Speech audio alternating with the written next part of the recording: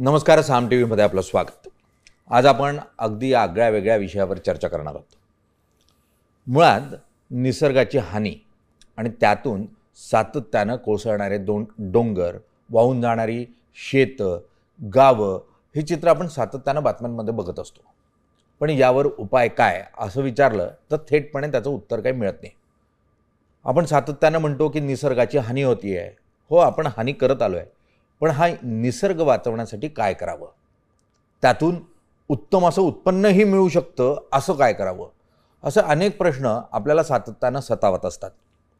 याच प्रश्नांची उत्तरं आज आपल्याला देण्यासाठी म्हणून शेती याचे अभ्यासक आणि इतकंच नाही तर शेती फक्त अगोदरपासून चालत आली तशी न करता नवी आधुनिक पद्धतीने शेती कशी केली जाऊ शकते, त्यातून उत्तम उत्पन्न कसं काढलं जाऊ शकतं हे सांगण्यासाठी म्हणून अभ्यासक पाशा पटेल स्वतः आपल्याबरोबर आहेत. आपण त्यांच्याही चर्चा करणार आहोत. पाशाजी, खूप खूप स्वागत.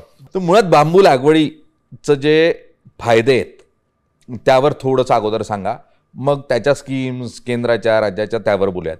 आत्ता जे तुम्ही म्हणतायत की बांबूचा फायदा तो कशा स्वरूपातला आहे?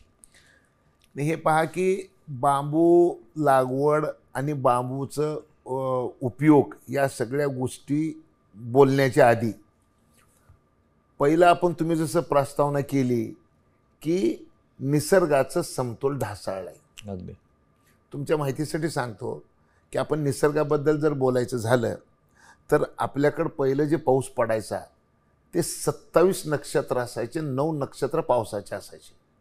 आमच्या मराठवाड्यामध्ये काय होतं, नक्षत्र पडला उतरा भात खैना कुत्रा, पडला मगा ढगाकड बघा, पडला हस्त शेतकरी झाला मस्त, पडल्या स्वाई साती पिकतील माणिक मोती, पडल्या चित्ती पडतील भित्ती, आला पोळा आणि पाऊस झाला भोळा, अशा म्हणी होत्या. आणि सगळ्यात चमत्कार काय होतं माहिती आहे का, की नक्षत्राचं नाव घेतल्यानंतर आभाळातून पडणाऱ्या पावसाच्या धाराची जाडी आणि यायचा काळ कळत होता. आणि मग नक्षत्रामध्ये जे चित्रण केलेलं आहे तसंच जर घडलं तर गावच्या अर्थव्यवस्थेवर काय परिणाम होईल हे सुद्धा त्या म्हणीमध्ये होतं. एवढी आपली जुनी पिढी महत्त्वाची होती. आता काय झालंय, आता नक्षत्र 2च राहिले, एक ढगफुटी नाही तर दुष्काळ. गेल्या 3 वर्षापासून आपण मला सांगा कधीतरी नॉर्मल पाऊस पडलेली बातमी आहे का? तर नॉर्मल पाऊस विसरा. 1972 मध्ये 1972च्या आधी एक महिना पुक म्हणायचं आमच्याकडं, पुकाची झड म्हणजे 1 महिना. आणि त्या झडीचं वर्णन काय करायचं माहिती आहे का? बघा,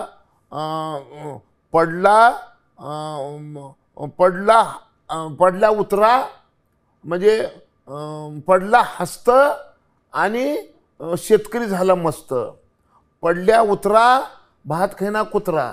आणि एक तर म्हण अशी होती, 1 महिना पाऊस लागल्यानंतर आबाळाकडं ढगाकडं बघा आणि चुलीपुडी हागा, अशी म्हण होती. म्हणजे 1 महिना घरच्या बाहेर निघता येत नव्हतं. असे पावसाळे 1972 पर्यंत होते. 1972 नंतर महिन्याभर लागणारी झड ही आता संपुष्टात आलेली आहे. मग आता हा जो बदल झालेला आहे, नेमका हा बदल काय झाला आपण बघूत ना जरा. बदल लक्षात आल्याशिवाय पुढच्या गोष्टी आपल्या लक्षात येणार नाही. बदल काय घडलं? बदल घडलं वातावरणातल्या बदलामुळं. वातावरणातलं बदल का झालं तर वातावरणातल्या बदलाचा शोध जर घ्यायचा असेल तर 1750ला जाऊत आपण, 250 वर्षापूर्वी. 1750ला ग्लासगो या शहरामध्ये पहिलं इंजिन सुरू झालं.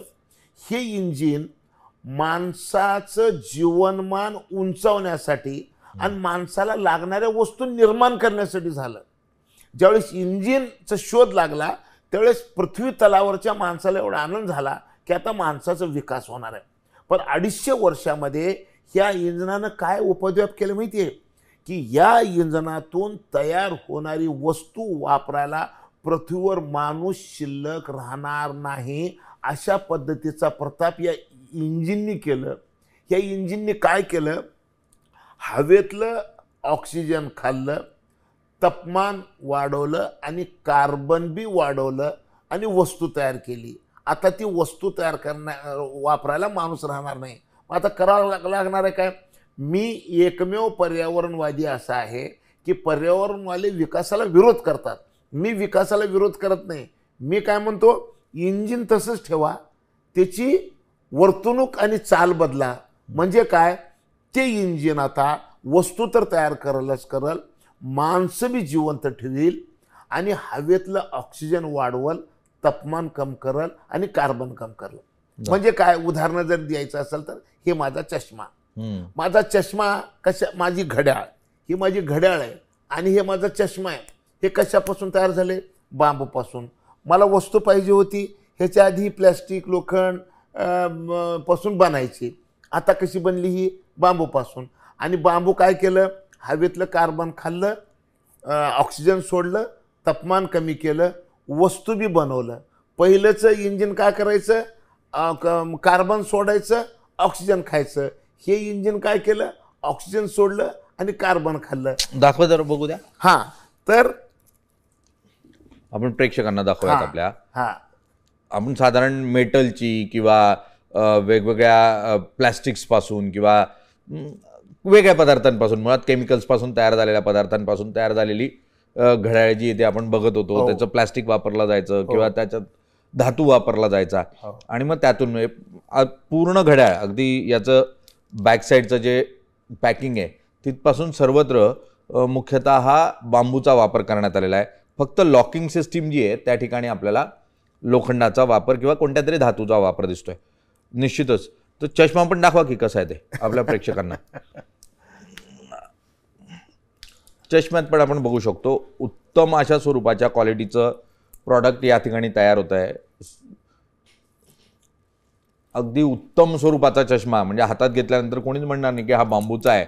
इतक्या उत्तम क्वालिटीचा चष्मा या ठिकाणी आपल्याला पाहायला मिळतोय. मी मुळात याचं मॅन्युफॅक्चरिंग याच्या सगळ्या मुद्द्यांवर येतो, कारण आपण निसर्गाकडे सध्या त्याच्यावर चर्चा करूयात.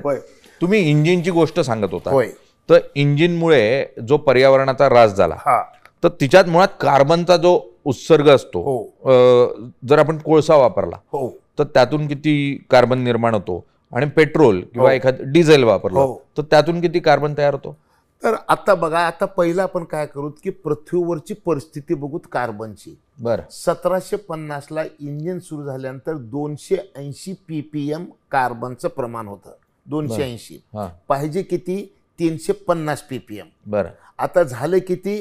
427 ppm. जास्तीत जास्त 350 पाहिजे. 350 म्हणले की जीव जंतू, माणूस, जनावर, पृथ्वीवरचे सगळे आबाद राहणार. बरं. 350ला. आता झाले किती? 427. आणि आपल्या विनाशाला सुरुवात कधी होणार आहे? 450ला. बरं. 450 नंतर 2 डोळे, 2 कान, 2 हात आणि 2 पाय याचं पृथ्वीवर राहणं अशक्य होईल. नरकात राहिलेलं बरं, पण पृथ्वीवर राहणं नको, अशा पद्धतीचे दिवस येतील. एवढं आता हे सिद्ध झालेलं आहे. आणि मग आता हे जर 450ला जर होणार असेल आणि आता 427 आहे, तर मग आता हे 430 झाल्यानंतर काय झालंय, तर मी तुम्हाला थोडक्यात जरा विश्लेषण करून सांगतो. 2000 पॅरिसमध्ये जगभरातले सगळे तुमच्यासारखे पत्रकार, सगळे शास्त्रज्ञ, सगळे पंतप्रधान, राष्ट्रपती एकत्र आले आणि त्यांनी काय सांगितलं, 2030 नंतर 100 दिवस येणारा पाऊस 52 तासात येऊन जाणार आहे. बरं. 100 दिवस पडणारा पाऊस 52 तासात येईल असं पॅरिसमध्ये 15 मध्ये सांगितलं. काही लोकांनी काय सांगितलं की आयपीसीसी जी संस्था आहे, inter governmental panel on climate change, 1988 पासून 198 देश आणि 1100 शास्त्रज्ञाला घेऊन ते काम करते. अशा संस्थेवर काही लोकांनी आरोप केला की भीती दाखवलाले. आता गंमत बघा, भीती दाखवते म्हणणाऱ्याने 30 नाही, आता 24 संपलं, 25 सुरुवात झालं. काय झालं, दुबईमध्ये 70 मिलीमीटर वार्षिक पर्जन्यमान असतो. या गेल्या वर्षी म्हणजे 24ला एंडला दुबईमध्ये 1 दिवसात पाऊस पडलं 170 मिलीमीटर. बापरे. 2.5 वर्षाचं पाऊस 1 दिवसात पडलं. ठीक आहे. आपल्या देशामध्ये तुतीकोरीन, तामिळनाडूमध्ये तुतीकोरीनमध्ये 18 डिसेंबर 2024ला 960 मिलीमीटर पाऊस रात्रीत पडलं. 960 मिलीमीटर म्हणजे निलेजी किती माहितीये? 3.25 फूट पाऊस पडले एका रात्रीत. झालं. तुम्हाला सांगतो असं चित्र कुठं दिसलं मला की आपल्या ह्याच्यामध्ये ह्याच्यामध्ये डेरना नावाचं शहर, डेरना नावाच्या शहरामध्ये एका रात्रीत 18 महिन्यात पडणारा पाऊस पडला आणि 1.25 लाख, लिबिया देशातलं डेरना शहर 1.25 लाख लोकसंख्येचं एका रात्रीत होऊन गेलं. 40,000 बॉडी सापडल्या. तिथल्या शेखनी सांगितलं जगाला की आम्हाला हे बॉड्या एकदम पूर्ण काही शक्य नाही, तर या बॉड्या ठेवण्यासाठी आम्हाला प्लॅस्टिकच्या बॅगा द्या. ठीक आहे, आता झालं. आता आपण लगेच येऊत. आता पंजाबमध्ये पाऊस पडला. असं कधी बघितलं तुम्ही? 1400 गावं पाण्यात आहेत. हरियाणा तसंच आहे. तुम्हाला अत्यंत भयानक गोष्ट सांगतो, उत्तराखंडमध्ये 15 दिवसात 19 वेळेस ढगफुटी झाली आहे आणि 27 वेळेस महापूर आलेत. उत्तर काशीमध्ये एक गाव 30 सेकंदात होऊन गेले. जी परिस्थिती काश्मीरची आहे, जम्मूची आहे, उत्तराखंडची आहे, पंजाबची आहे, हरियाणाची आहे. आता शहरं जर बघितले तर या वर्षी मुंबईमध्ये विमान वाहतूक बंद करावी लागली, रेल्वे बंद करावी लागली. असंच पुण्यात झालं, असंच नागपूरमध्ये झालं, असंच दिल्लीमध्ये झालं, असंच न्यूयॉर्कमध्ये झालं, असंच बीजिंगमध्ये झालं, असंच पाकिस्तानमध्ये झालं. म्हणजे जगभरामध्ये बघा, न्यूयॉर्कमध्ये तर जवळपास किती 3,000 उड्डाणं रद्द करावी लागली त्यांना. 1.5 फूट बर्फ विमानतळावर साचलं होतं. पावसाळ्यात पाऊस जास्त पडलं, हिवाळ्यामध्ये बर्फ साचलं, पावसात बी विमानं बंद आणि उन्हाळ्यात बी विमानं बंद. आत्ता फ्रान्समध्ये द्राक्षाच्या बागा, हिरव्या द्राक्षाच्या बागा 80 वर्षात कधी घडलं नव्हतं. बीबीसीने सांगितलं की आता द्राक्षाच्या बागा जवळ लागलेल्या आहेत. सगळ्यात महत्त्वाची गोष्ट म्हणजे कॅनडामध्ये आत्ता एका 24 तासात 11 किलोमीटर 18 लाख हेक्टर जंगल जळून खाक झालं.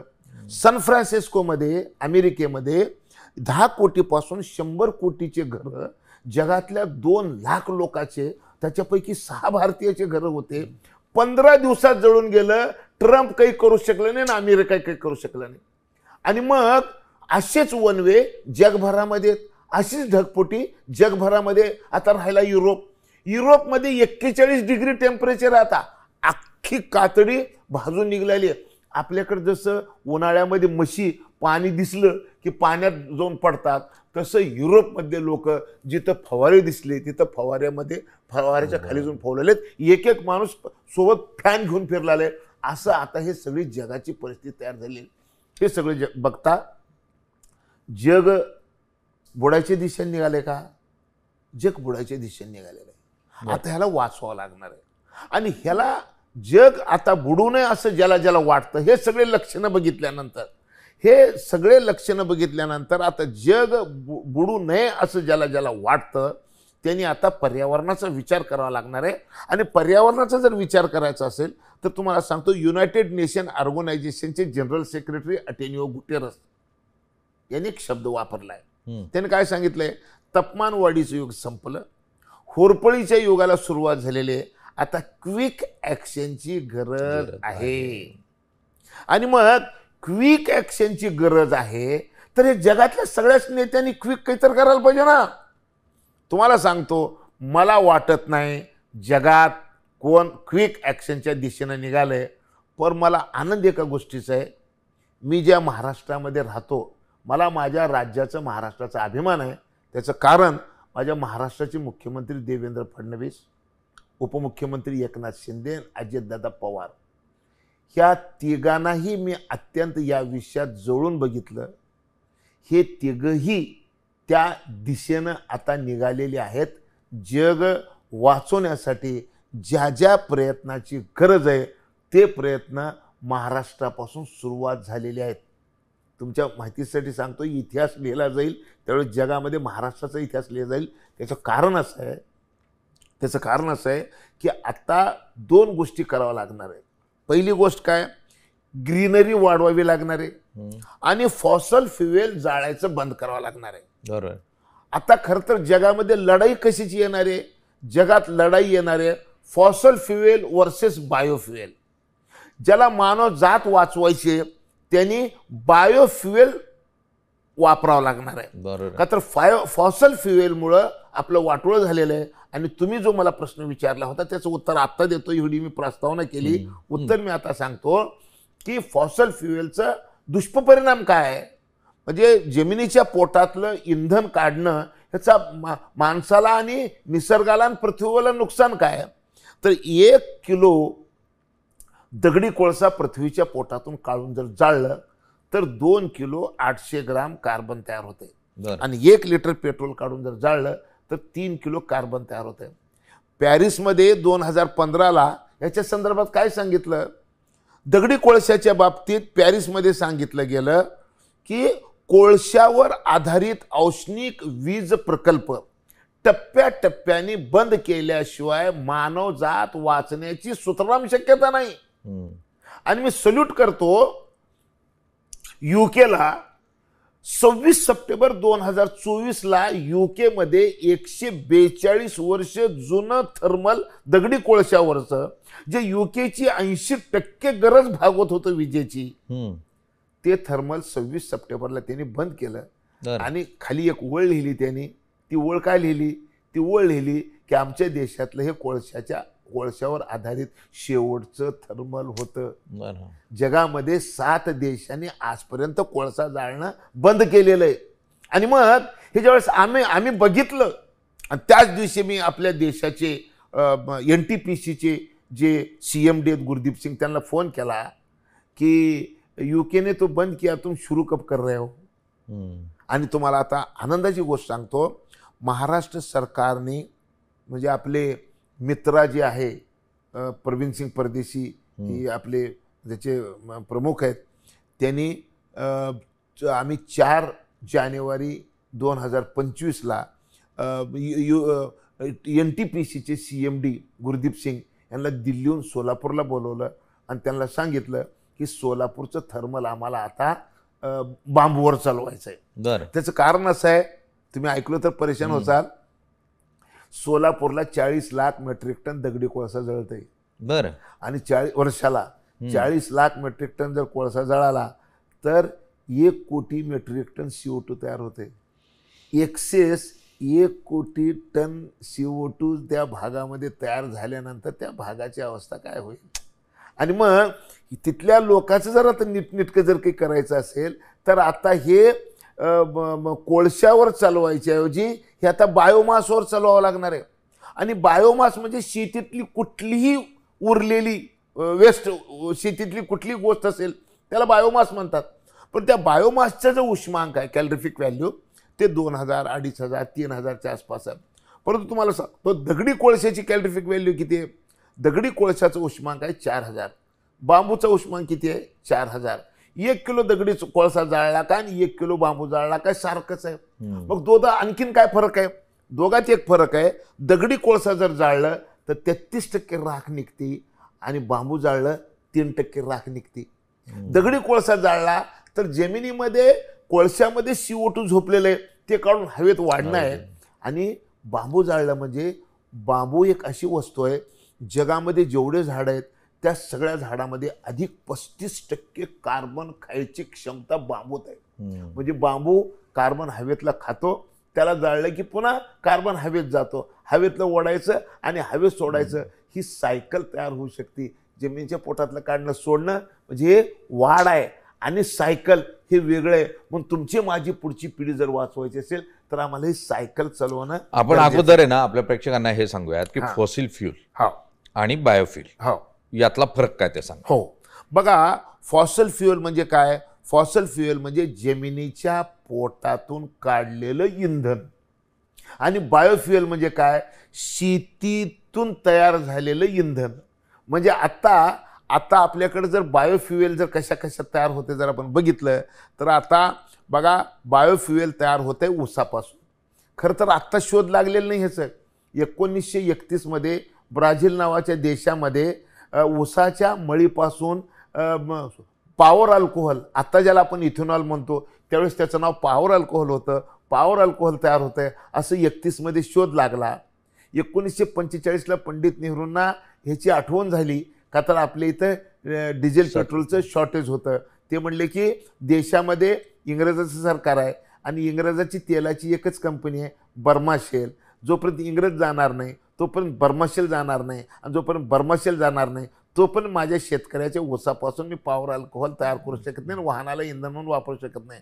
दुर्दैव आहे 45ला त्यांना वाटलं, 47ला देश स्वतंत्र झाला, पर 2001 पर्यंत कोणीही निर्णय केला नाही.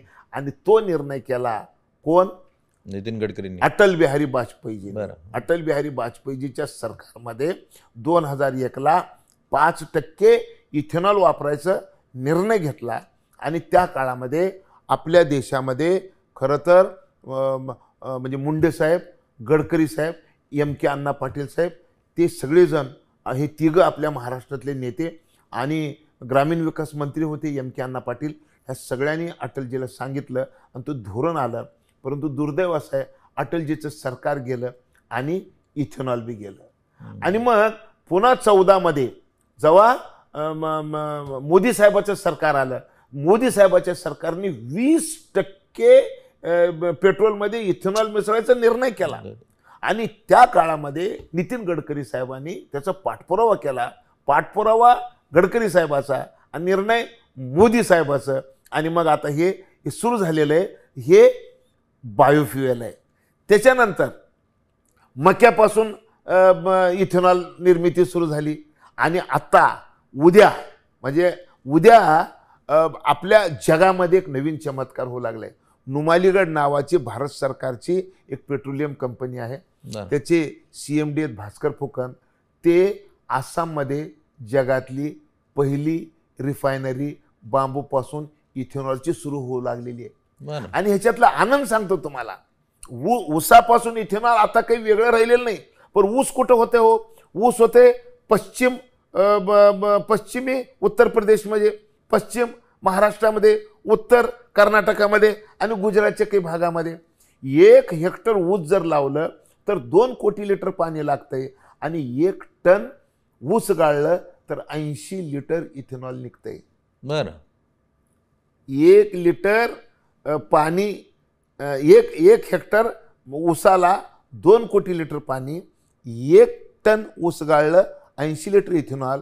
आणि हेच जर आपण बांबूमध्ये बघितलं, 1 हेक्टर बांबूला 20 लाख लिटर पाणी, 2 कोटीच्या ऐवजी 20 लाख. आणि आपण जर इथेनॉल तयार केलं तर 250 लिटर एका टनात. बरं. आणि मिथेनॉल जर तयार केलं तर 600 लिटर. मिथेनॉल 600, इथेनॉल 250, आणि पाणी फक्त 20 लाख लिटर. आणि मग ऊस जसं काही विशिष्ट भागातच येते, बांबूचं तसं नाही.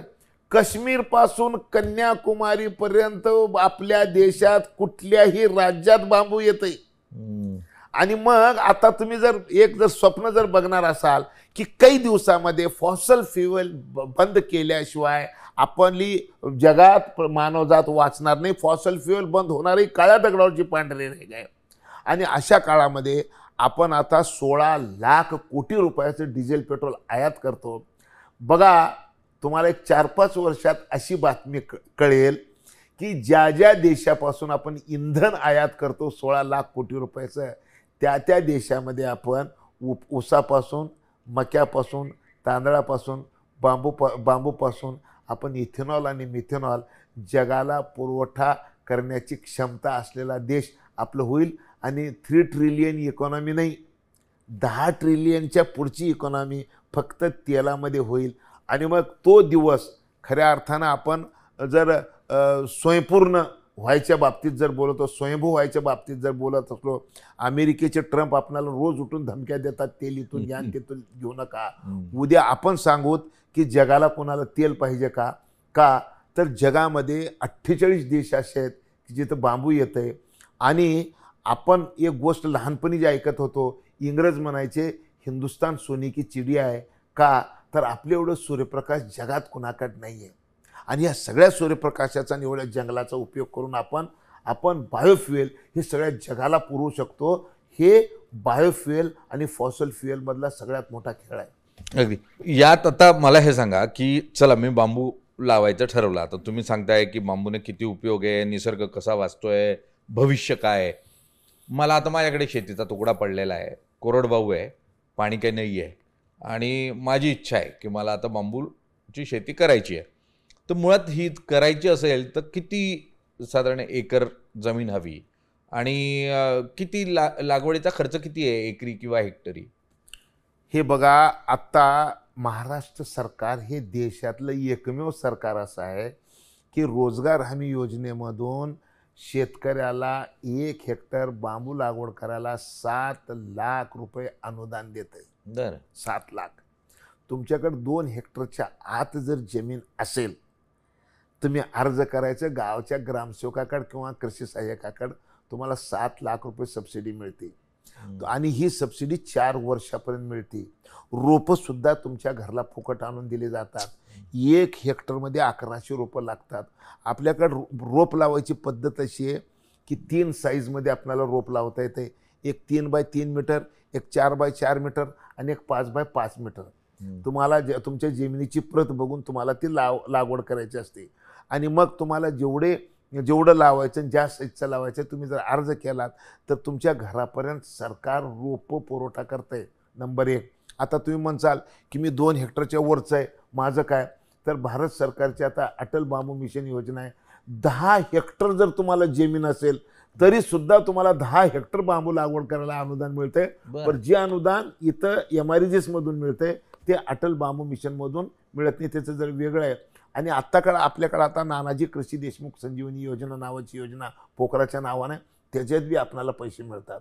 आणि मग ह्याच्यानंतर आणखीन जर काही प्रकार बदलणार असतील आणि काही लोकांना विशेष बाब म्हणून लावायचं असतील तर आता आशियाई बँकेकडून आपल्या मित्रांनी 4,300 कोटी रुपये बांबू लागवडीसाठी आणि इंडस्ट्रीसाठी यावर्षी द्यायचं ठरवलेलं आहे. जर तुम्हाला लागत असेल तर तिथेही तुम्हाला लावता येतात. आणि मग तुम्ही आता म्हणसाल की लावू कुठलं, का तर पुन्हा माणसाच्या मनात प्रश्न येते की काय लावायला पाहिजे. तर तुम्हाला गंमत सांगतो, जगामध्ये 1642 जाती आहेत बांबूच्या. बरं. माणसामध्ये कसं असतंय, माणसामध्ये जातीवर माणसं आहेत. लवार, सुतार, परीट, न्हावी, साळी, माळी वगैरे वगैरे वगैरे कामावर जात आहे. तसं बांबूचं कामावर जात बदलती.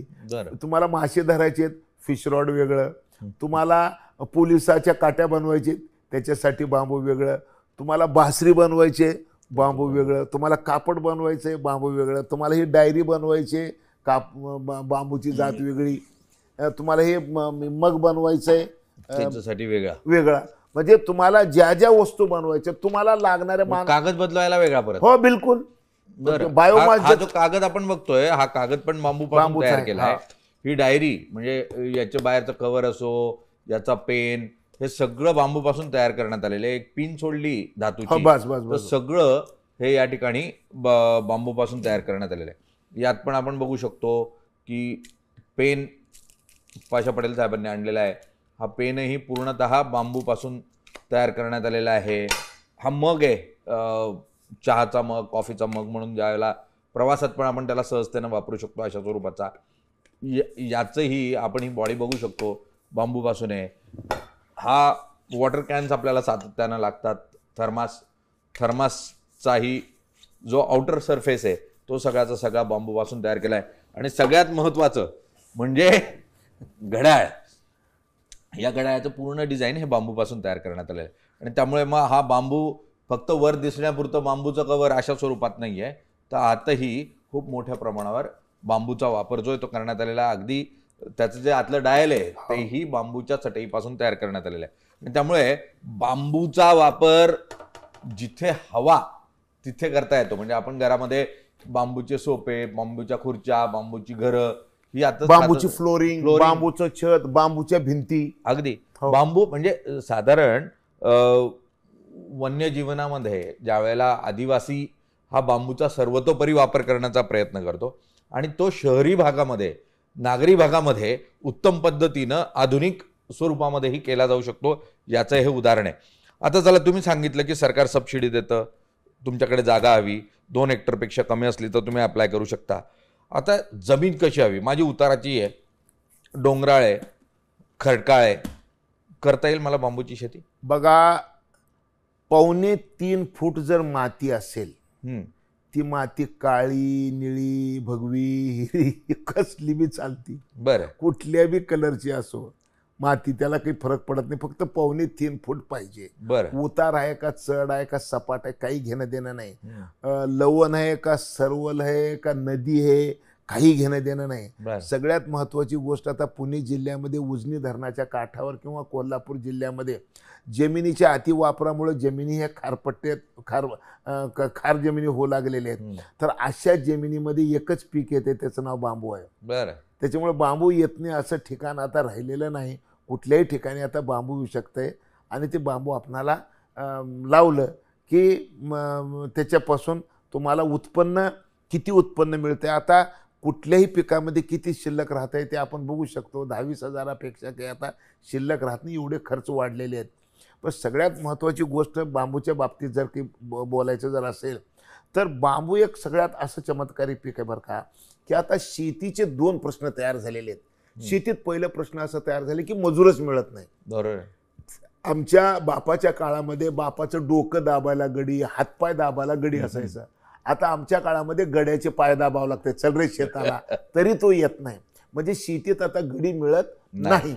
बांबूचं गंमत अशी आहे, एकदा बांबू लावलं की बांबूला खुरपण नाही, कोळपण नाही, दुंडण नाही, नांगरणी नाही, फवारणी नाही, खणणी नाही, बांधणी नाही, अंतर मशागत शून्य आहे. त्याच्यामुळे एकदा बांबू लावलं की कापाला जायचं. आणि पाण्याचं तर तुम्हाला माहिती आहे, पाणी आता कवा येईल माहित नाही, किती येईल माहित नाही, कसलं येईल ही माहिती नाही. त्याही पाण्यामध्ये, तसल्याही पाण्यामध्ये बांबू येते. आणि बांबूचं सगळ्यात मोठं चमत्कार काय, हिरोशिमा आणि नागासाकीवर जे बॉम्ब वर्षाव झाले, तिथल्या लोकांचं असं म्हणणं होतं की ज्या पद्धतीचं बॉम्ब वर्षाव या मातीवर झालंय, 100 वर्ष कुठलं पीक या जमिनीत येणार नाही. तुम्हाला चमत्कार सांगू, तिथं एकच पीक असं आलं. हिरोशिमा आणि नागासाकीमध्ये बॉम्ब वर्षाव झाल्यानंतर पहिलं पाऊस पडलं आणि पहिल्या पावसात काही जर आलं असेल तर बांबूचं कोंब आलं होतं. असं हे पीक आहे. त्याच्यामुळे कशालाही हे भेट नाही, अशा नमुन्याचं बांबू हे पीक आहे. अगदी संजीवनी स्वरूपामध्ये हे पीक जे ते घेता येऊ शकतं. मुळात मी ठीक आहे, आता मी कोकणात जर गेलो, कातळ आहे सगळा. कातळावर आपण बघतो पावसाळ्यापुरतं गवत येतं. ते गवत पण काय, ती लवाळी असते नुसती, आणि मग पाऊस थांबत नाही, ते 4-5 दिवसामध्ये ती लवाळी उडून जाते. बांबू लागेल का तिथे? कातळ जर सोडलं तर कातळ सोडून प्रचंड जमीन आहे तिथं. बरोबर आहे, तिथं येतंय. आणि जर समजा तुम्हाला कातळाचा जर विषय जर असेल तर 3 फूट कातळ कापून जर समजा बांबू त्याच्यात माती टाकून जर बांबू लावलं तर बांबूचं सरळ होऊ शकतं. आत्ता मी रत्नागिरी जिल्ह्यातून आलो. उदय सामंत मला तिथं बोलवले होते रत्नागिरी जिल्ह्यामध्ये. मी जिल्ह्यामध्ये फिरून बघितलं. त्यांनी काय घोषणा केली आहे, 10,000 हेक्टर रत्नागिरीमध्ये बांबू लागवड करायची. हां, तर त्याच्यामुळे आता कोकणामध्ये आपले भरतशेठ गोगावले रोजगार हमी योजना मंत्री आहेत. त्यांनीही आता सांगितलं की आमच्याकडं बांबूची लागवड मोठी करायची आहे. आता पालघरमध्ये गणेश नाईक साहेब वनमंत्री आहेत, स्वतः पालकमंत्री आहेत, आणि त्यांनी सुद्धा आता 1 कोटी बांबूच्या लागवडीची घोषणा केलेली आहे. त्याच्यामुळे कोकणातलं खरं पीक जर काही असेल तर कोकणामध्ये बांबू ही पीक आहे. आणि आता कोकणाच्या शेतीचं जर आपण बघणार असाल तर कोकणातला माणूस 10-15 हजार रुपयाची नोकरी करायसाठी मुंबईमध्ये येतो आणि आपली जमीन सोडतो. तर आता त्या सगळ्या, म्हणजे माझ्या माहितीप्रमाणे 30-40% जमीन करायला तिथं आता माणूसच शिल्लक नाही, जमीन पडक आहे. तर या पडक जमिनीमध्ये आता काही लोकांच्या जमिनी अशा आहेत की आज्यालाच माहीत होती कुठून कुठपर्यंत, इथं नातवाला माहीत नाही का, तो तिथं जातच नाही आहे. बरोबर आहे. आणि भातामध्ये काही उरत नाही. आणि आत्ता मी 2-3 दिवसापूर्वी जेव्हा रत्नागिरीमध्ये होतो त्यावेळेस तिथल्या लोकांना विचारलं भाताचं काय, ते म्हणले खिशातून पैसे चाललेत. अरे मग तुमच्याकडे तर काजू येते, ते म्हणले 50% यावर्षी फुलं गळून गेली. आंबा तसंच झालेलं आहे. आत्ता तुम्हाला मजेशीर गोष्ट सांगतो मी, नारळ 50 रुपयाला झालंय. मी नारळ 50 रुपयाला का झालं व्यापाऱ्याला विचारलं तर त्यांनी काही उत्तर दिलं नाही. मी ChatGPTवर जाऊन विचारलं मी की नारळ महाग का झालं, त्यानं उत्तर दिलं मला काय की ह्याच्यामध्ये जिथं कोइंबतूरमध्ये 70% तापमान वाढीमुळं फळ गळती झालेली आहे. म्हणजे बघा आता तापमान वाढीचे फटके बसायला सुरुवात झालेत. IPCCच्या रिपोर्टमध्ये सांगितलं की 2030 नंतर 40% खायच्या वस्तूचं उत्पादन कमी होणार आहे. नारळ असो, पपई असो, द्राक्ष असो, चक्कू असो, गहू असो, तांदूळ असो, दूध असो का समुद्रातले मासे असो, 40% तापमान वाढीमुळं हे आपणाला हे शेतीचं उत्पादन कमी होणार आहे. आणि मग आता ते जर करायचं असेल तर तुम्हाला शेवटी कुठे यावं लागेल, तुम्हाला शेवटी यावं लागेल तापमान कमी करण्याकडेच. आणि तापमान कमी करण्याची अजून मशीन तयार झालेली नाही आणि कार्बन कमी करायची मशीन अजून तयार झालेली नाही. त्याला ग्रीनरी हा एकमेव औषध आहे. आणि म्हणून आम्ही ह्या सगळ्या गोष्टी तुम्हाला म्हणजे सगळ्या जगाला ओरडून सांगतोय की बाबा रे आता ह्याच्याशिवाय आता पर्याय राहिलेला नाही. अगदी.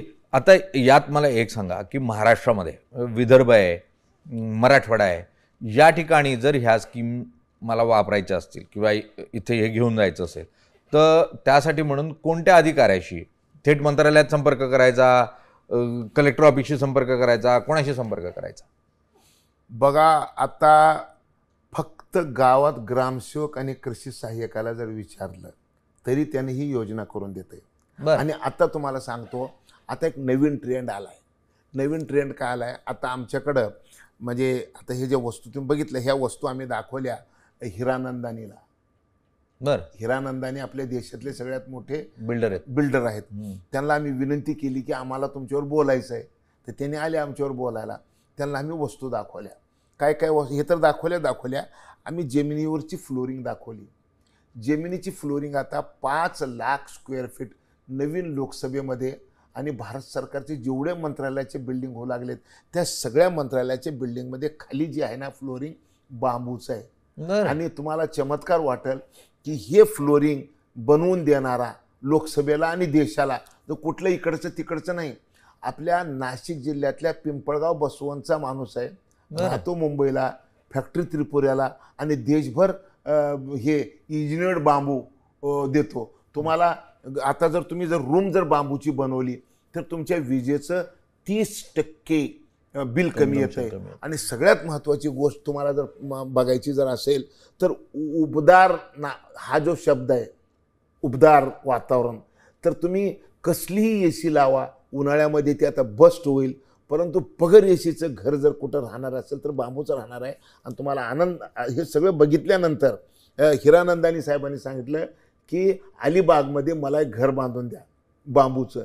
आणि दुसरं त्यांनी सांगितलं, मी अभिनंदन करतो हिरानंदानी साहेबाचं एवढ्यासाठीच की आता सगळ्या बिल्डर्स लोक जे घरं बांधतात, चौकटी, दरवाजे, फर्निचर, खुर्च्या, टेबल, फ्लोरिंग, हे सगळंचे सगळं झाड तोडून होते हो. आता काही दिवसानंतर ना माणूस मारल्यानंतर जे गुन्हा लागतो तोच गुन्हा आता ह्याला लागणार आहे, झाड तोडणाऱ्याला. आणि मग ही बांधकाम व्यवसाय बंद करावा लागणार आहे का? अजिबात करायची गरज नाही.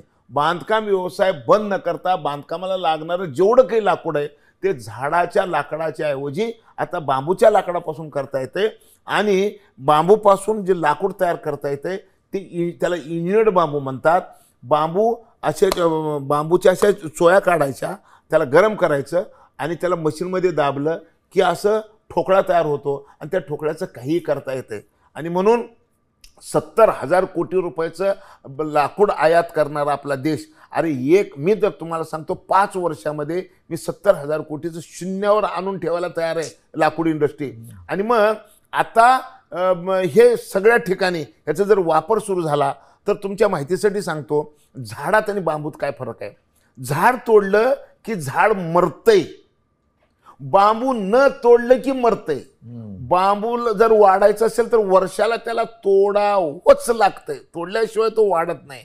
बांबू तोडल्याशिवाय वाढत नाही आणि झाड तोडलं की मरतंय. एवढं फरक आहे. परमेश्वराने तुम्हाला सगळ्या गोष्टी दिलेल्या आहेत, त्याचा वापर कसा करायचा एवढं. आता आपल्या इथं रूममध्ये लाईटचं बटन वेगळं आहे, एसीचं बटन वेगळं आहे, सगळे बटन, माईकचं बटन वेगळं आहे. तसं देवाकडे बी सगळे बटन वेगळे आहेत, सगळे देवाने दिलेले आहे, फक्त तुम्हाला ते सापडलेलं नव्हतं. आणि म्हणून आता ह्या निमित्तानं की ह्या कन्स्ट्रक्शन लाईनमध्ये बांबू गेलेलं आहे. आणि सगळ्यात तुम्हाला आता मोठी गोष्ट जर सांगायची असेल तर माझ्याकडनं आता उद्योगपती आलेत. 20 ते 25 हजार कोटी रुपयाच्या उद्योगाचे करार करायला राज्य सरकारबरोबर उद्योगपती इच्छुक आहेत. आता इथं माझ्यापाशी एक बसलेले आहेत दिनेश शर्मा म्हणून. यांचं म्हणणं असं की मला 10,000 कोटी रुपये द्या. 10,000 कोटी रुपयाचं मी बांबूपासून मिथेनॉलचं युनिट लावायला तयार आहे. आम्ही त्यांना MIDC कडून जी जागा द्यायची ती जागा बघून आली आम्ही. आणि त्यांना 6 लाख एकर बांबू पाहिजे. बांबू कुठं लावता येते ती जागा पण आम्ही बघून आली. आत्ता आमच्याकडं काही स्टील कंपन्याचे, काही इथेनॉल कंपन्याचे, काही मिथेनॉल कंपन्याचे आणि सगळ्यात महत्त्वाचं म्हणजे आता बायोचार बनवण्यासाठी बांबू लागणार आहे. त्यासाठी एवढ्या मोठ्या प्रमाणामध्ये आमच्याकडं आता अर्ज आहेत. आजच चायनामध्ये आमच्या मराठवाड्यातलाच लातूरचा एक मुलगा चायनाला गेलेला आहे मशीन बघायला. तो आज मला फोन केला की उद्या सकाळी मी चायनातून निघतोय आणि मी आता मशीन बघितलेली आहे की मला 1,000 एकर जमीन जर जिथं 1,000 एकर जमिनीमध्ये बांबू लागवड दाखवली तर मी तिथं हे करायला तयार आहे, फॅक्टरी लावायला तयार आहे. आणि ह्या फॅक्टरीमध्ये मी काय काय बनवू शकतो. त्यांना तर म्हणतंय रोड बनवायला डांबर बांबूपासून बनवता येते. रोडच्या कडचे जे बॅरिकेड्स आहेत बांबूपासून बनवता येते. इथेनॉल बांबूपासून, मिथेनॉल बांबूपासून, कपडे बांबूपासून, फर्निचर बांबूपासून. मी ऐकलं आपल्या सोलापुरामध्ये का कुठे ते बनियन आणि सगळे जे अंतर्वस्त्र आहे, अगदी कपडा सगळं बांबूपासून तयार व्हायला लागले. बिलकुल बिलकुल. आज मला खरं तर आठवण राहिलेली नाही, तुम्हाला उद्या मी पाठवून देतो. तुम्ही एकदा बांबू टावेल जर वापरायला सुरुवात केलात किंवा अंडरवेअर आणि बनियन तुम्ही बांबूचे वापर. आता माझ्याकडं बांबूचं सॉक्स आहे. तुम्ही जर सॉक्स जर कपड्याचं वापरलात तर 1 दिवसामध्ये स्मेल येतंय. हे बांबूचं हे आहे, सॉक्स आहे, हे 15 दिवस जर वापरलं तरी दुर्गंधी येत नाही. ह्याच्याकडे मेडिकल प्रॉपर्टी एवढी जबरदस्त आहे, याचं तुम्हाला अजिबात नुकसान होत नाही. अशा पद्धतीचं हे बांबूचं चमत्कार आहे. आणि मग बांबू ज्याला कळलं म्हणजे सगळ्या क्षेत्रामध्ये माणसाला लागणाऱ्या ज्या ज्या वस्तू आहेत त्या सगळ्या वस्तू बांबूपासून बनवता येऊ शकतात. फक्त आपल्याकडे दुर्दैव असं होतं की बांबूपासून पहिलं सुपं आणि टोपल्या एवढ्याच बनल्या जायच्या. आणि म्हणून बांबू हे फक्त बुरुड समाजाचं प्रतिनिधी आहे किंवा बुरुड लोकच बांबूमध्ये काम करतात असं वाटलं जायचं. आणि आजसुद्धा मी बघितलं की पूर्ण महाराष्ट्रामध्ये बुरुड नावाचा जो समाज आहे तो आपल्या बांबूला दैवत समजल्यासारखं समजतो. यावर्षी बुरुड समाजाने पुण्यामध्ये, रायगडमध्ये बोलून माझा सत्कार केला. मी तर काही बुरुड नाही जाते ना, परंतु बुरुड मेळाव्यामध्ये मला त्यांनी बोलून सत्कार केला का त्या समाजाला बांबूची ताकद माहिती आहे. आता तुमच्या माहितीसाठी सांगतो की आता आमच्याकडे गुवाहाटीमध्ये एक मॅडम आहेत, दूरदर्शनमध्ये अँकर आहेत त्या गुवाहाटीच्या. त्यांनी आता मला 500 वस्तू पाठवल्यात ज्वेलरी, बांबूपासून ज्वेलरी 500. तुम्ही कल्पना करणार नाही ते ज्वेलरी वापरल्यानंतर नेमकी आहे कशाची, ती बांबूपासून आहे. आणि त्याच्यामुळं आता बांबूचं रूप जर बघितलं तर अनेक रूपामध्ये हे ते बांबू येऊ लागलेलं आहे. आणि मग आत्तापर्यंत आम्ही बांबू लागवड करा म्हणून लोकांकडे जात होतो सांगत. आता उलटं सुरू झालेलं आहे. लोक आम्हाला सांगलेले आहेत की आता मला कलकत्त्याहून एका कंपनीचा फोन आला. त्यामुळे भाई साहब हमको 1,000 एकर जमीन चाहिए, आप दे सकते हैं क्या. एक जण म्हणते आम्हाला 6 लाख एकर पाहिजे, एक जण म्हणते आम्हाला 4 लाख एकर पाहिजे, एक जण तर म्हणलं की पूर्ण स्टील इंडस्ट्रीला जर समजा आपण दगडी कोळसा जाळायच्या ऐवजी चारकोल जाळून जर आपण स्टील तयार केलं, ग्रीन स्टील, तर 1 कोटी एकर बांबू लागल फक्त स्टील इंडस्ट्रीसाठी. तर हे असं सगळं जर ऐकलं तर ह्याच्यामध्ये दिसतंय काय, ह्याच्यामध्ये एकच दिसतंय, आत्तापर्यंत बांबू लागवड करा म्हणजे उपकाराची भावना वाटत होती, परंतु आता उपकाराचं रूपांतर व्यवसायामध्ये झालेलं आहे. बांबूतून आता पैसे मिळणार आहेत आणि मग पैसे एकदा उद्योगातून मिळणार आहेत असं लक्षात आलं आणि मग उद्योग यायला सुरुवात झाली की लोक आता काल वाळवा सहकारी साखर कारखान्याच्या संचालक मंडळातून मला फोन आला. त्यांनी म्हणले की आमच्याकडे आता ऊसामुळं आमच्या जमिनी आता खाऱ्या होऊ लागलेल्या आहेत. तर मग आता आम्हाला बांबू खरंच पर्याय आहे का? तर मी त्यांना म्हणलं या तुम्ही मुंबईला, मी तुम्हाला सगळं समजून सांगतो. तर आता सगळे लोक आता विचारायला सुरुवात केलेत, इंडस्ट्रीसुद्धा विचारायला सुरुवात केलेली आहे. जर सगळ्या थर्मलमध्ये इथेनॉल मिथेनॉल, आता समुद्रामध्ये 0.2च्या वर सल्फर असलेलं इंधन वापरायचं नाही. समुद्रामध्ये जेवढे जहाजं चालतात त्या सगळ्या जहाजामध्ये 0.2च्या वर सल्फर असलेलं वाहन चालवायचं नाही असं भारत सरकारने सांगितलेलं आहे. तर आता जागतिक संघटनेने निर्णय केलेला आहे. त्याच्यामुळे आता 0% सल्फर जर कुठल्या धुरातून निघत असेल तर ते बांबूचं आहे. आणि मी तर ऐकलं की 1 लिटर पेट्रोलला 3 किलो कार्बन तयार होते. मक्याच्या 1 किलोमध्ये 55% कार्बन निघतंय, ऊसापासून 45 निघतंय आणि बांबूपासून जे इथेनॉल निघते त्याला फक्त 5% कार्बन निघतंय. तर एवढं चमत्कार ह्याच्यामुळे आहे. त्याच्यामुळं भविष्यामध्ये आता इंटरनॅशनल फ्लाईटमध्ये ब्लेंडिंग बायोफ्युएल ब्लेंडिंग करायला सुरुवात केलेली आहे. आणि ते एकदा आलं तर विमान जहाजं आणि सगळे वाहनं ह्याच्यामध्ये जर समजा बायोफ्युएल वापरायचा निर्णय तर होणारच आहे, सुरुवात झालेली आहे. हे 100% येणार आहे. आणि एकदा 100% आलं तर तुम्हाला सांगतो शेतकऱ्याला चांगले दिवस येतील असं मला वाटतं. आणि मानवजात वाचवायची असेल तर आता शेतीमध्येच चित्र आहे. आता इंडस्ट्री जग वाचवू शकत नाही. इंडस्ट्रीला आणि जगाला दोघालाही जर वाचवायचं असेल तर आता शेतीच वाचवणार आहे. आणि म्हणून आता सगळ्यांनी मिळून या विषयाकडे आता बघणं गंभीरपणे तयार झालेलं आहे. अगदी त्यासाठीच म्हणून पाशा पाटील जे मुंबईमध्ये तुम्ही एक कॉन्फरन्स घेताय, कशा स्वरूपाची कॉन्फरन्स आहे ही? बांबूची कॉन्फरन्स काय असेल? हे बघा, 2009 पासून जगामध्ये वर्ल्ड बांबू डे साजरा केला जातो. कशासाठी? तर बांबू या पिकाचं नेमकं काय काय आहे हे सगळ्या लोकांपर्यंत जावं म्हणून आम्ही 2-3 वर्षापासून वर्ल्ड बांबू डे साजरा करतो. गेल्या वर्षी तर आम्ही वर्ल्ड ॲग्रिकल्चर फोरम, नेदरलँडचे माजी कृषी मंत्री, ग्यानान नावाचं कृषी विद्यापीठ आहे त्याचे चान्सलर आणि आता वर्ल्ड ॲग्रिकल्चर फोरमचे अध्यक्ष आहेत प्रोफेसर डॉक्टर रेबनगे, त्यांना आणि त्यांची सगळी टीम 22 देशाचे त्यांचे प्रतिनिधी यांना बोलून गेल्या वर्षी आम्ही महाराष्ट्राचे माजी मुख्यमंत्री आणि सध्याचे उपमुख्यमंत्री एकनाथ शिंदे साहेब यांनी जे बांबूमध्ये काम केलं त्यांना वर्ल्ड ॲग्रिकल्चर फोरमने पुरस्कार द्यायचं ठरवलं होतं. आणि ते 22 देशाचे लोक रेबनगेच्या नेतृत्वात भारतात आले आणि आपल्या महाराष्ट्राच्या मुख्यमंत्र्याचा सत्कार केले गेल्या वर्षी. यावर्षी आपण देशभरातले जे चांगले लोक आहेत, यावर्षी तर आम्ही काय केलो आहे, 18 सप्टेंबरला आम्ही महाराष्ट्रातले शेतकरी आणि देशभरातले काही मोजके प्रतिनिधी यांना आम्ही बोलवलं आहे. आणि YB चव्हाण सेंटरमध्ये मित्रा आणि माझं संस्था फिनिक्स फाउंडेशन आहे, लोदगा, लातूर जिल्ह्यात लोदगा नावाचं गाव आहे माझं, आणि त्या गावामध्ये माझं फाउंडेशन आहे ते फिनिक्स फाउंडेशन.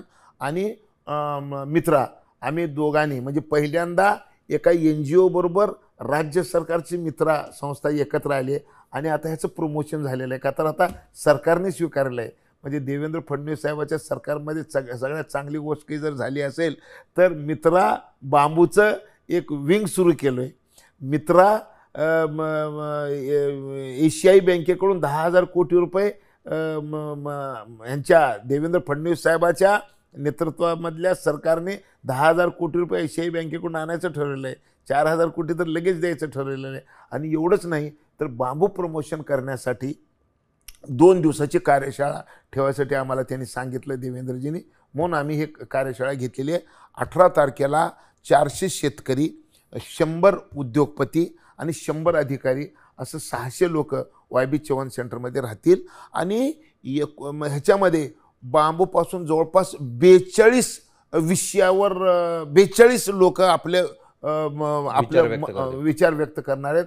बांबूपासून इथेनॉल, मिथेनॉल, चारकोल, कपडा, गॅस, काय म्हणतो लोखंड, ॲल्युमिनियम, डांबर, कपडे, म्हणजे सगळ्या पृथ्वीवरच्या मानवजातीला ज्या ज्या वस्तू लागणार आहेत त्या सगळ्या वस्तू बांबूपासून कशा बनवता येऊ शकतात त्या प्रत्येक विषयातलं तज्ज्ञ आम्ही बोलवलेलं आहे.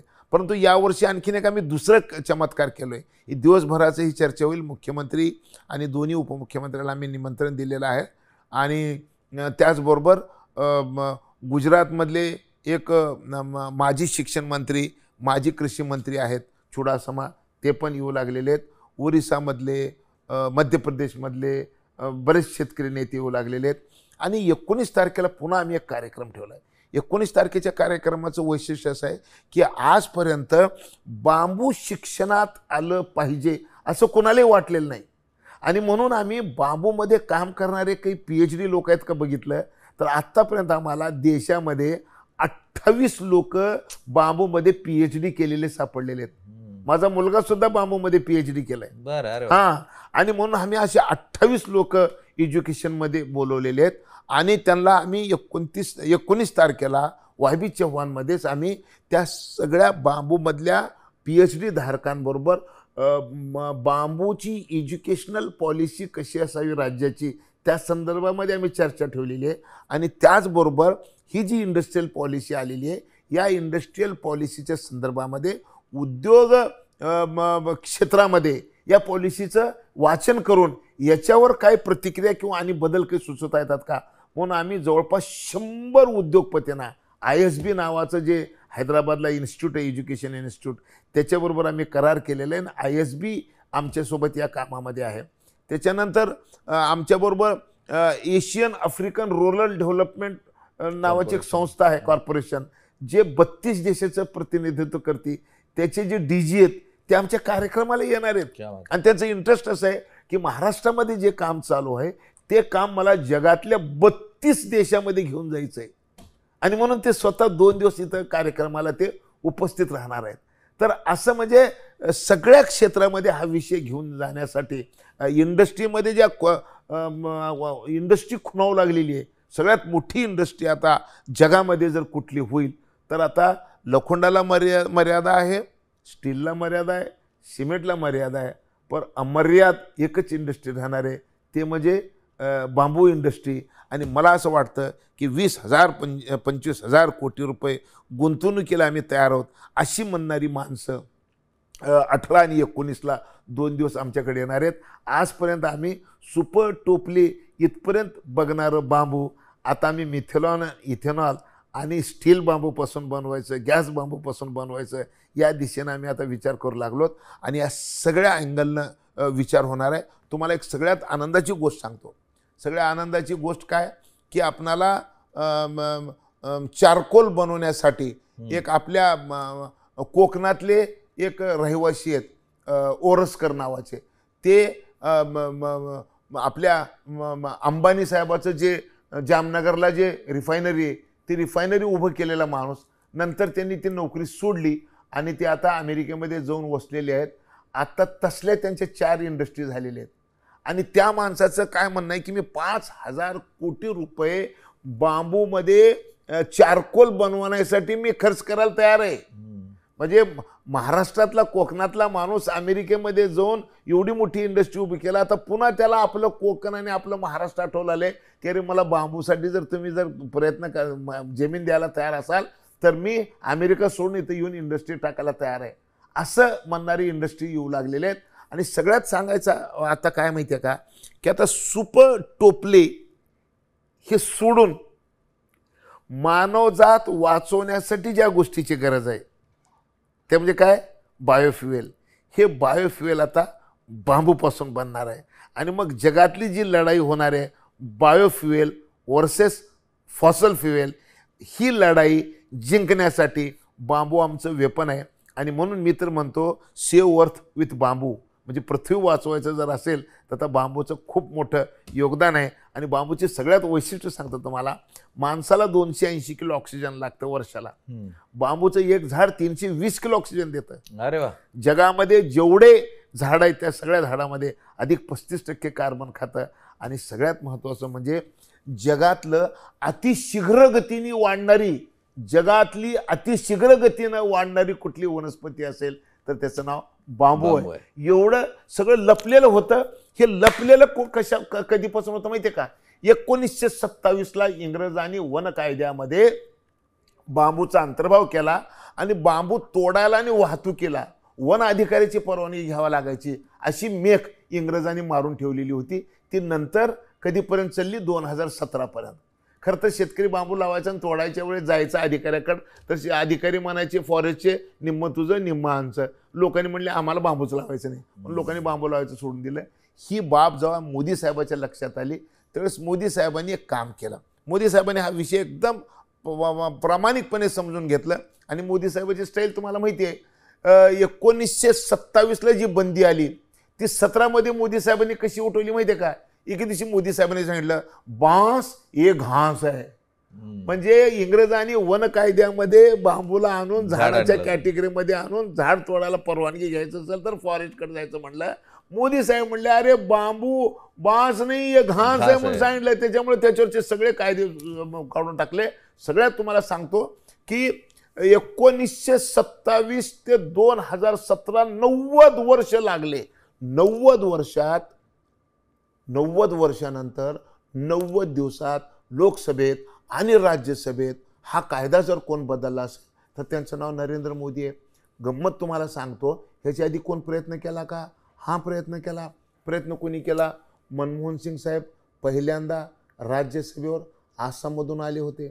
आसाममध्ये त्याचा घरचा पत्ता ज्यांनी दिला होता त्याच माणसाला 5 वर्ष मनमोहन सिंग साहेबांनी बांबूची पॉलिसी बदलायचं प्रमुख केलं. मनमोहन सिंग साहेब ज्या माणसाच्या घरचा पत्ता देऊन राज्यसभेवर गेले होते आणि तेच बांबूचे प्रमुख झाले होते हे बदलण्यासाठी, त्यांना 5 वर्ष काही करणं शक्य झालेलं नाही. म्हणजे काही पहिलं झाल्या अशा गोष्टी नाही झालेल्या होत्या तरी ज्यांना जे जमलं नाही ते एका ओळीत बांस हे घास आहे मध्ये मोदी साहेबांनी करून दाखवलेलं आहे. आणि आत्ता 17 तारखेला मोदी साहेबाचा वाढदिवस आहे 75वा. आम्हाला आनंद एका गोष्टीचा आहे की 18 तारखेला बांबू दिवस आहे. 17 तारखेला जन्मणाऱ्या माणसाने 18 तारखेच्या बांबूला जीवदान दिलेलं आहे. त्याच्यामुळं आम्ही हा कार्यक्रम फार मोठ्या प्रमाणामध्ये यावर्षी साजरा करणार आहे आणि देशभराचे प्रतिनिधी या कार्यक्रमामध्ये उपस्थित राहणार आहेत. अगदी मुळात बांबू म्हटलं की तसं त्याच्याकडे निरुपयोगी किंवा खूप काही याचा उपयोग होत नाही अशा स्वरूपामध्ये बघितलं जात होतं. मात्र आज चर्चेनंतर निश्चितपणे तुम्हाला जाणवलं असेल की बांबू हा शेतीचा उत्तम असा पर्याय असू शकतो, उत्तम असा उत्पन्नाचा पर्याय असू शकतो आणि त्याच्या पुढच्या टप्प्यामध्ये तो उद्योग म्हणूनही एक मोठी संधी घेऊन येतोय. राज्य सरकार वेगवेगळ्या पॉलिसीज करतं, योजना करतंय, त्यातून उत्तम असा फंडिंग तुम्हाला उपलब्ध होऊ शकतो, सबसिडी मिळू शकते.